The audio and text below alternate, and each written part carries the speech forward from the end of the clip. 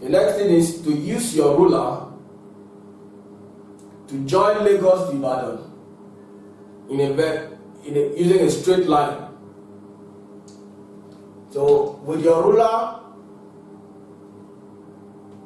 you can join Lagos to Ibadan with a straight line. And then now you look at the cardinal points or the compass points. Where does it fall? It falls within southeast. And therefore, from this example, the direction of Ibadan from Lagos is southeast. South is the direction of Ibadan from Lagos. So we'll look at the second case here. We're looking at bearing. Bearing is the direction of one place from another. And bearing is usually expressed in degrees using a protractor. So we also have an example here using this same locations, Ibadan and Lagos. So from the previous example, what is the bearing of Ibadan from Lagos? We also look at procedures for measuring bearing is to locate the two places involved. And since we are still using the previous example, the locations remain Lagos and Ibadan. We have located Lagos and Ibadan. We also placed the cardinal point on Lagos because we are looking for the bearing of Ibadan from Lagos. And the same thing is done. And we need to join Lagos to Ibadan with a straight line using the ruler. And that is what we have done. And now, it is very easy to look at this from the cardinal points drawn here and say if this is 90 and this is 90, half of 90 is going to be 45, and if you add 90 and 45, you get the bearing. But it is not very accurate to read out the bearing like that. So we make use of the protractor. You place your protractor on the side of the line, and then you read from the protractor the degree which falls on this line, this straight line joining Lagos and Ibadan. And then whatever reading you get from the protractor becomes the bearing which we are looking for. And that will give us the most appropriate reading for the bearing of Ibadan from Lagos. So let's look at some types. We have the types of north, the true north, the grid north, and the magnetic north. The true north here is derived from a line, the meridian of longitude. It is the direction of north of the North Pole, whereas the grid north is the direction which is shown, by the north-south grid lines on the map. Magnetic north here is obtained through the use of magnetic compass. And note also here that the angle between the magnetic north and the true north is called the magnetic variation or declination. We're looking at the grid reference system. Grid reference system. This is a system of numbered squares formed by vertical and horizontal lines and usually shown on mapped surfaces.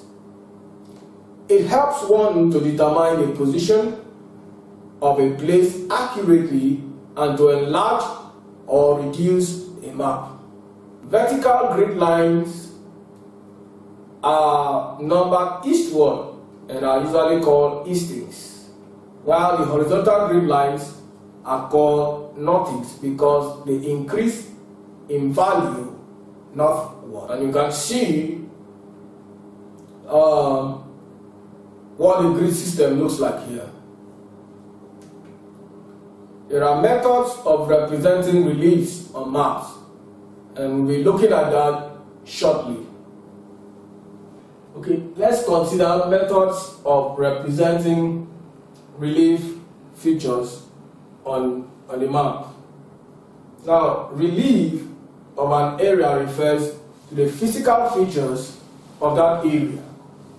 It is the position and the character of the highlands and lowlands that constitutes that area.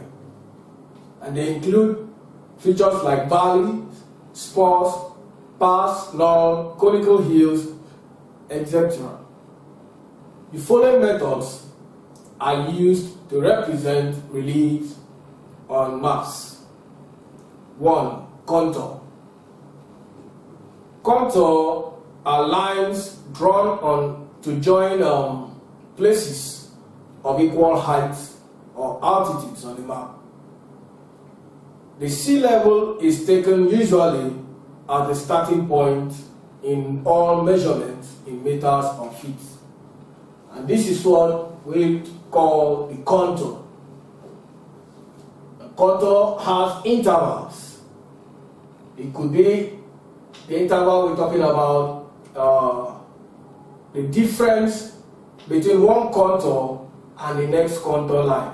So with the example we have here, the figure the diagram we have here, the contour interval, you can see it increasing as it gets, deeper or inner into the center of the diagram. Therefore, the contour interval there is, we could have contour intervals of 50, we could have contour intervals of 100, 200, or thereabout. And we also have another method, which is a hill shading. In this method, only one color is used, but the intensity or the thickness of the color tone depends on the steepness of the hill slope. The higher a hill is, the deeper the shape representing it becomes. We also have spot heights as another method of representing relief features on maps. And these are simply points or spots on the map whose height above the sea level has been accurately measured, like what we have here. Hatches is another method for representing relief on maps. And hatches has to do with, involves, or they are short lines drawn down to the slope in the direction of the steepest gradient. The steeper the slope, the heavier the lines which are used. Also our benchmark. This is a permanent mark made on objects like walls, buildings, and bridges. It is usually written along roads. Example, you see something like BM 500 or BM 330. These are all benchmarks. We have trigonometrical stations. They are simple points on the ground marking the angles of the triangulations when mapping an area. They are indicated by a triangular or a triangle and a dot in the middle, and also the height written by the side of it. We'll have three types of trigonometrical stations, which are the primary, the secondary, and the minor trigonometrical stations. You can see from these we have 1,400, 100, 900. These are all trigonometrical stations. Now, let's talk about contour representation of landforms. Now, the following landforms or relief features can be represented on the map using contours. Valleys is one. Now, valley, this is a lowland between two highlands. We have two highlands, the lowland between them is what we refer to as valley, and they are represented by a V-shaped contour lines with the apex of the V-shape pointing toward the highland. When a valley contains water, it is usually referred to as a river valley. But if the valley is dry, the valley is known as a dry valley. That's if it contains no water. Now, Spurs is another way in which landforms can be represented using contours. And spurs are projection of highlands into lowlands in lowland grounds. For instance, the V-shape points to the lowland. Spurs here separates one valley from another. Now, if we have two valleys, the very point where these two valleys are separated, a spur is formed, as you can see from this diagram. Now, conical hill. Conical hill here, the contour lines are usually circular in shape, and they become smaller towards the center of the circle. See the conical hill the way it is naturally, and when it is represented by contour lines.